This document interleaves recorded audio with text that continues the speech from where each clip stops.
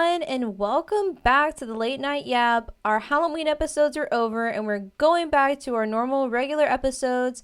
And I'm kind of sad, but I'm happy at the same time because I had so much fun dressing up in my Halloween costumes. And I also hope that you guys had so much fun watching the stories, listening. This next season coming up, we got Thanksgiving, we've got Christmas. So we're definitely still going to be in like holiday kind of stories if we can find any.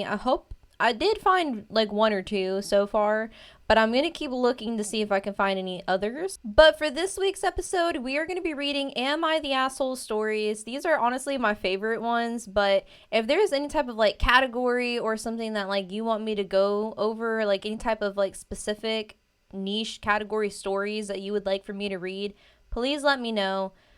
We are for this season, instead of doing like the whole month of stories, we'll probably do a special Thanksgiving episode, a special Christmas episode, and then we'll also just periodically read throughout the months just family drama stories, any type of like Christmas stories or Thanksgiving stories people might have, and just kind of read them periodically. So also, you guys, I have started streaming on Twitch and TikTok. So basically, I just play games, I just live stream. Other than podcasting, live streaming is something that I've always really wanted to get into, but just never really had, I guess, the guts to do it because people can be so mean. It is not in a bad way, but just like it feels embarrassing when you're alive because you can't go back and edit. You can't go back and just like take back what you said or like make sure everything is finalized and make sure that everything that you said was correct and good,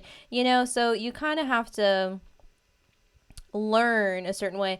And I think even just doing podcasting in general has gotten me so comfortable in front of the camera, at least a lot more than I was before. I still have a huge learning curve to go through, but at the same time, I feel like I'm not doing too bad. I feel like I'm not doing too bad, I think that we can definitely get better. We can definitely do better. There's always room to learn. You're never going to 100% be perfect at anything you do. There is always going to be room for you to learn. And yeah, so I also like sometimes, because I try to be, confident and just all in of what I'm doing. But sometimes too with the podcast, like sometimes I feel like, am I reading the right stories? Is my personality like entertaining enough? Are people actually enjoying this? And then sometimes I'll see too, like other podcasters, they'll be reading stories that I've found, and seeing them read them just lets me know, like, okay, like it's okay, like don't second guess yourself, because when you start second guessing yourself, that's kind of when things go bad. But if you would like to watch my live streams, I live stream on Twitch on Mondays and Fridays, and I live stream on TikTok on Wednesdays and Saturdays. And then obviously we post our videos here every Tuesday. And I post stories every single day on Instagram, on TikTok, on YouTube Shorts. I also post on my personal accounts. So I'm going to go ahead and link everything on the description below. So if you would like to find any other accounts I have, the Discord, and join us. Sometimes, I feel like with the Discord, like maybe we can watch movies together. We can play games. That way you guys will know what my schedule is, what I'm up to, what I'm doing, all of that. But yeah, so we're going to go ahead and get into Am I the Asshole stories. Am I the asshole for calling kids rude for taking all the samples at Costco? I was shopping at Costco with my 2-year-old son in the shopping cart. There was a sample lady almost done cutting up an apple, so I waited for her to finish, as were a few other people. As soon as she placed them on the table, these 2 young boys, maybe 7, 8, swooped in and took all of the samples. I was appalled. Everyone else was in disbelief too. A lady even said out loud, did they just take all of the samples? I saw them take their samples back to their mom's shopping cart, so I walked by them and said that was awfully rude to not leave samples for anyone else to try. Their mom heard and told me to F off because they're free and the lady will just cut more. I feel a little bad because they are kids and that behavior was clearly taught by their feral mother, but I believe they also need to be told that was incredibly rude. The sample lady cut some more and gave me the first one so that I could give it to my son. So all was well in the end, and I understand they're just apples, but some of you parents are nuts. So before I start my comment, because I do have something to say to this, the first comment says, not the asshole. Sometimes a little public shaming is a good thing. But there is another comment that replied to that one and says, unfortunately, the people who deserve it the most do not give a F how vile they appear to the public.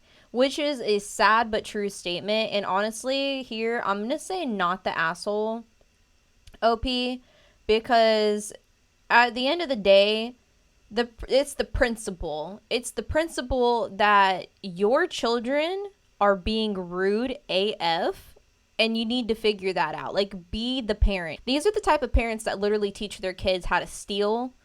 They are kids end up, in prison at an early age. They end up doing adult things at an early age they don't need to be doing. They turn into, I like growing up, and like I grew up in the hood. Okay, I grew up in the hood, and people that glorify being hood or like a hood rat or like a gangster, like I know like rap music, they make it look so flashy, big lights, ooh, this and that, money, blah blah blah blah blah. But it's like, that is not the lifestyle that you should be glorifying for your children, especially for young children who are very moldable in that way, because you're teaching them nothing in life. They're gonna grow up and they're gonna be living on your sofa or in your basement because they have no skill in life. They will have no girlfriend, no job, no hobbies, nothing going for them because you didn't parent them and do better. Like, all they had to do was wait in line like everybody else. I feel like there's just like societal things that we do that are disrespectful to other people. And one of those being, just wait your turn. You saw people standing there. Your kids, if my kid acted like that, I'm telling you, not in my house.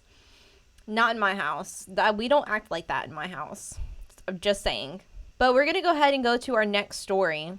Am I the asshole for feeling sad that my husband said no to a cat for years but said yes to a dog right away? My husband texted me today to say that his parents gave the kids a puppy. I'm home because I had to stay for work, and he's with the kids at his parents' house. The kids are happy. I know I should be happy too, but I feel sad. I've asked about getting a cat many times since we got married in 2019 and even after we had kids, but my husband always said no. He mentioned the cost, the care, and the allergies we might have. I stopped asking because I wanted to consider his option, and now there's this dog. It's not that I don't like dogs. I actually think they're really sweet. It's just that when it was something I wanted and asked for his opinion, there were so many reasons against it. Now it's suddenly okay to have a dog, and he didn't even ask for my opinion. He just told me through text that we have a dog now as if it was already decided. And there is an update on this post. Thank you for the response. I read all of your comments. My husband is 48 and I am 31. We have 3 young kids who are 6, 5, and 4. He is a lawyer who's gone most of the day while I work from home. So I guess most of the replies are right. I'll probably end up being the one to take care of the 6-week-old puppy since I work from home. It'll most likely fall on me on the long run. I just feel really sad. I don't even think it's about the cat or the dog anymore. It's about how he makes decisions that affect both of us without really considering me. This has happened before. We talked about getting a car around early 2020, and by September, he had already bought one without telling me. Okay, so yeah, this is definitely like, he's making decisions without you, and I don't really like this. I told him I was confused because it was during COVID times, and everything felt so uncertain, so I didn't understand why he went ahead and bought a car. He said, we already talked about it. You said you liked this car. You said you liked this color. It's true, but it wasn't the right time to buy it, at least in my opinion, because of COVID. Eventually, all I did afterwards was sign the documents. There have been other situations like that over the years too. My heart just feels heavy because I'm realizing he's always been like this and probably always will be. And now for the first time, I understand what people mean when they say they knew the moment their marriage was over. I think I might be having that moment right now. Lord, help me. But yeah, so a lot of the comments here are saying not the asshole, which, I mean, I agree with. When you don't feel seen or heard in a relationship, it can be very detrimental. I think for men's sake, most of the time, they don't understand how certain things affect other people around them. It's not that they're... Unless they're just narcissistic, they're just kind of dumb. A little bit, and I don't want to be mean, but they just a little dumb, you know. So sometimes you just gotta understand that, like, maybe he doesn't see it the same way that you do, because some men are like that. Some men are like that. He could be trying to be an asshole. Who knows? He could be trying to be an asshole. Who knows? But here it just seems more like he's making decisions without you. I know what it feels like to have somebody make decisions without you or for you. I know how it feels. I think maybe I've just become so detached from it that I just don't feel any way other than just, nah, do what you want, you know? But you guys are married, you know what I mean? So it's a little bit different because you have to share assets. But I think maybe you need to sit him down and tell him, like, look, this bothers me. This bothers me. I want to be a part of the decision making. And if he still does it after he's been shown that it's making you uncomfortable and that you don't like it, then he's doing it deliberately at that point, and then you have to make a decision. Is it something you can look over or not? Here, it doesn't seem like you're going to look over it. So, but because you guys, like I said, are married, I feel like a lot of Reddit jumps straight to divorce, but the thing is with marriage is that it's a commitment. You guys are giving each other vows. You guys are committing to each other. And when you decide to do that, there can be little things that, like, yes, they can get annoying, but the grass is always greener. You know what I'm saying? But there are a lot of times if there's like abuse, obviously we're not talking about those type of relationships. We're just talking about like relationships that have little nitpicky things that happen. Therapy, couples counseling. If it doesn't work, it doesn't work. But if it does, try to salvage the marriage as much as you can before you jump to divorce, because there was a reason why you guys got married in the first place. And, you know, over time, people change. We all change after a certain time, and we all have to grow still with this person that we've been with for so long, who's known us at this certain stage of our life, and now we're in this stage of our life, and we have to learn how to communicate and understand with each other.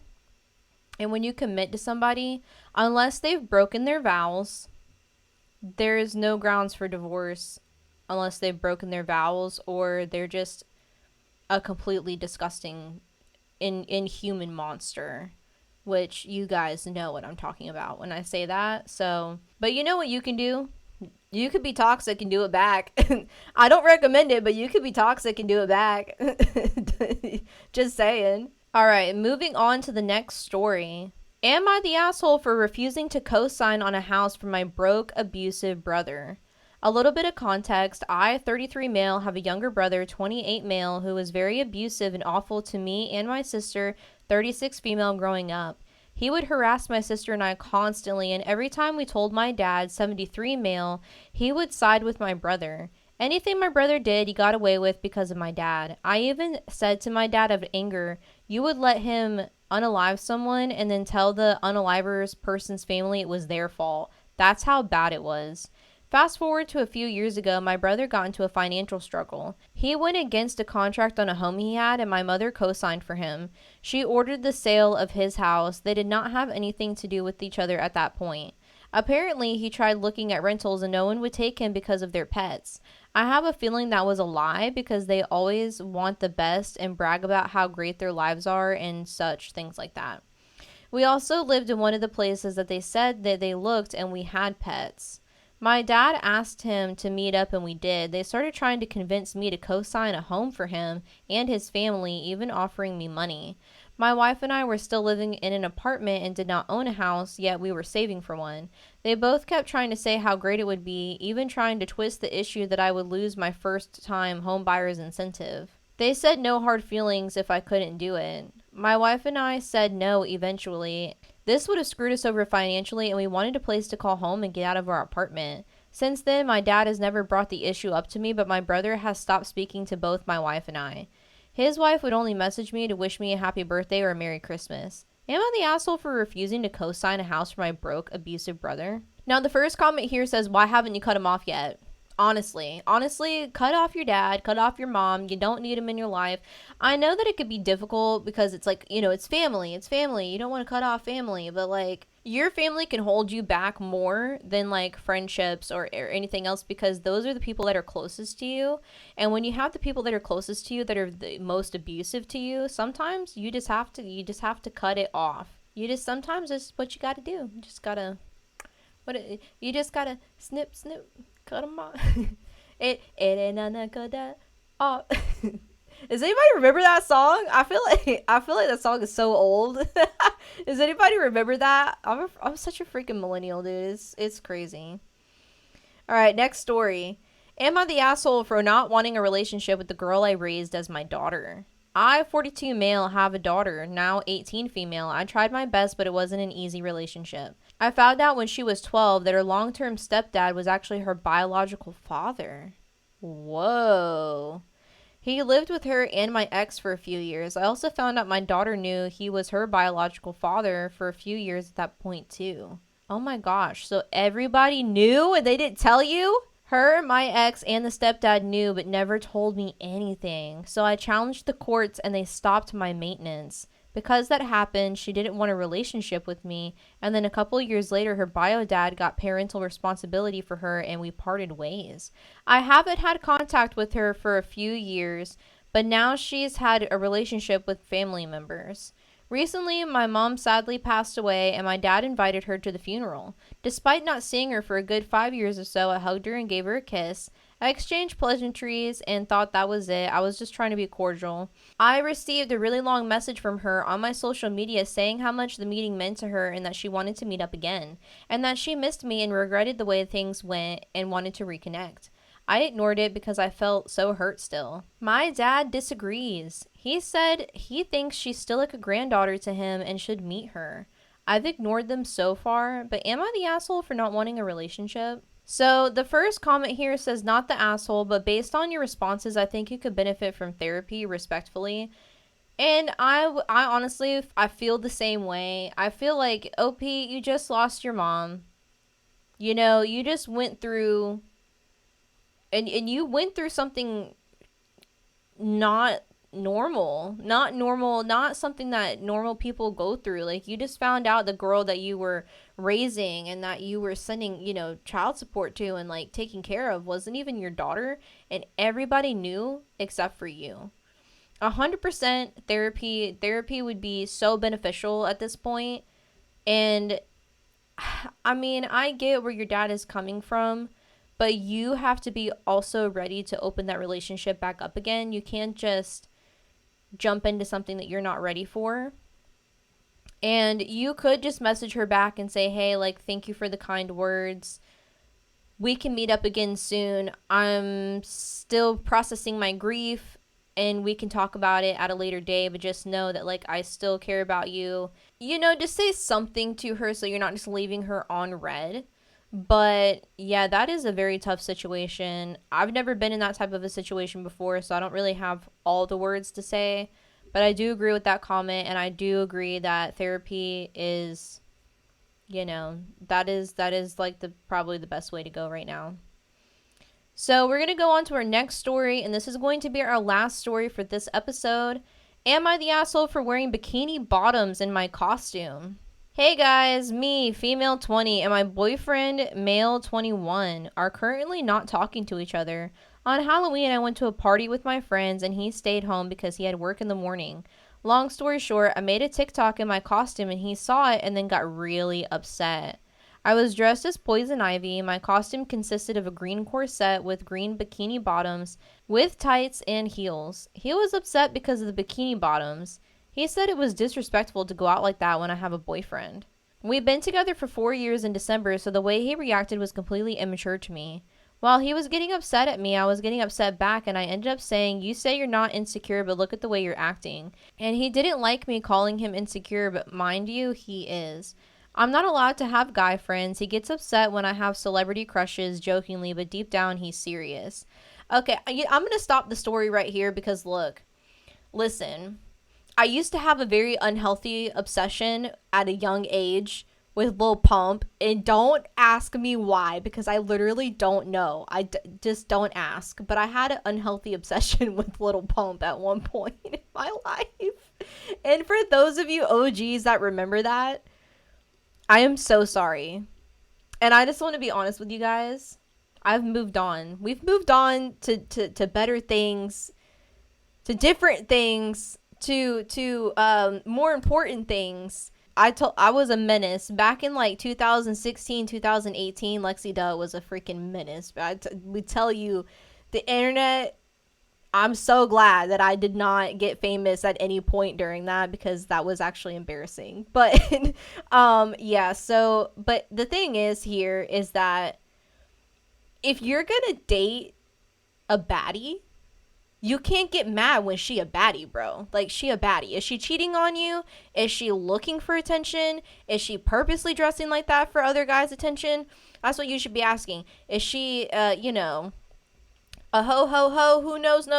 I really hope not. She doesn't seem like that she wants that. She seems like she wants you, bro. But yeah, you can't date a baddie and then put her in a corner. Now, the thing with dating, you cannot get mad at people for having friends who are the opposite gender of them.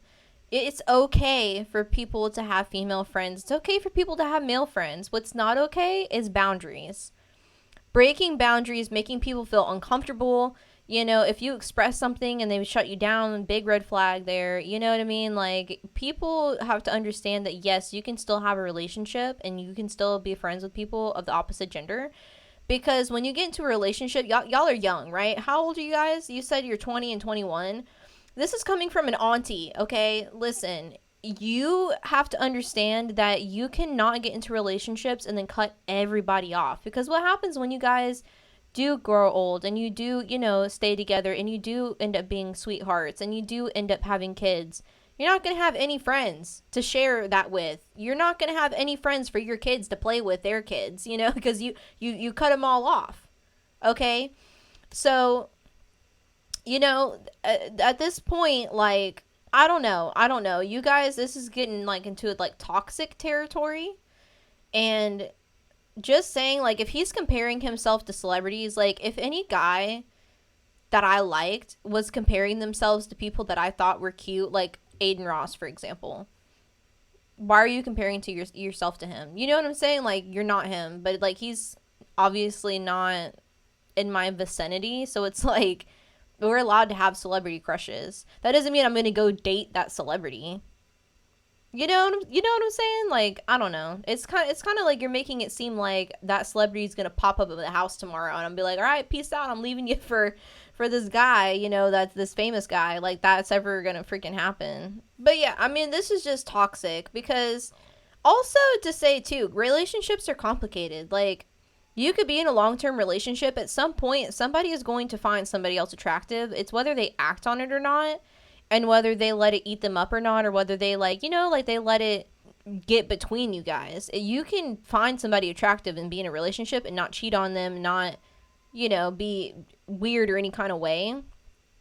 And you also have to think too, like, he has celebrity crushes. I'm sure he's got everybody does that I know of. I don't know anybody that doesn't have a celebrity crush. You know what I'm saying? Like, this is just not, I don't know. You guys are young. I'm just going to read the rest of the story. I just know it's better to not say anything about men in general because he takes it a certain way. I've given him no reason to believe that I would be unloyal. I've given him my all for the past 4 years. I don't even follow any men on social media. I've gotten up at 3 in the morning just to make him coffee before work. I honestly make so many sacrifices for him. For him to just text me and say I want attention, and God forbid, I just want to feel good on Halloween. Our argument escalated, and after I called him insecure, he said, okay, then I'm going to a strip club since you're not insecure. So I replied, see how fast you lose your girl. I don't know how everyone else feels about strip clubs, and I'm all for the hustle, but to me, going to a strip club is beyond disrespectful when you're in a relationship. And right there is something that I'll have to agree and also disagree with. I don't judge anybody for what they do. You could be an SW worker. I don't really like judge anybody based off that, but it's like the way that they go about it, because people do have like serious addictions to these things, and it's like the way that they treat the girls when they go. Are they going to have a good time, or are they going to like treat them like a piece of meat, So it's a gray area, but I wouldn't If he goes all the time, I don't really. You don't have to. T-Pain fell in love with the stripper. You know what I'm saying? I don't know, but after he said that, something along the lines of, "If you dress like that, I might as well go look at other sluts." So obviously that's crazy. After that, he didn't text back, but I sent him a long paragraph and I basically told him to reflect. I mentioned how I never been unloyal or have given him a reason to think I've been. I wear bikini bottoms and it's never been an issue, like if anything, the tights were better, lol. He then turned off his location and we haven't talked at all. He did send me one text saying, "Hey, I'm going to talk in person, but I want a couple of days away." I'm not itching to talk to him. He's beyond disrespectful to me and I haven't felt good about us. I don't know what to do. I don't want to leave him. He's all I've known for 4 years. I know I'm young and it'll be okay if I leave. I just don't know if I want to do that. We've had our lives so intertwined. Right now I'm just waiting to see what he'll say when we talk. It can literally go any way. So the first comment says, "JFC girl, you are 20. Your life isn't intertwined with anything right now. You're a fresh canvas waiting for all kinds of new colors, experience, and knowledge. You can follow any path you want. Get out now and go build an awesome life away from an immature, jealous baby. He's only going to drag you down and make you miserable." But my personal thing here, after reading the story, he's controlling. He's controlling you, and he's trying to, what's it called? He's trying to take away your friends. He's trying to like make it so you're the only thing he has, which is very abusive, possessive, and controlling. And before you guys move in together, before you guys do anything together, you need to leave him and go get you a new boyfriend, girl, because there was somebody out there that will treat you way better than that guy. Just saying. But that is going to be the end of our episode. I really hope that you guys enjoyed the stories this week, and if you please would give me a like and a follow below, and I will see you guys next time. Bye!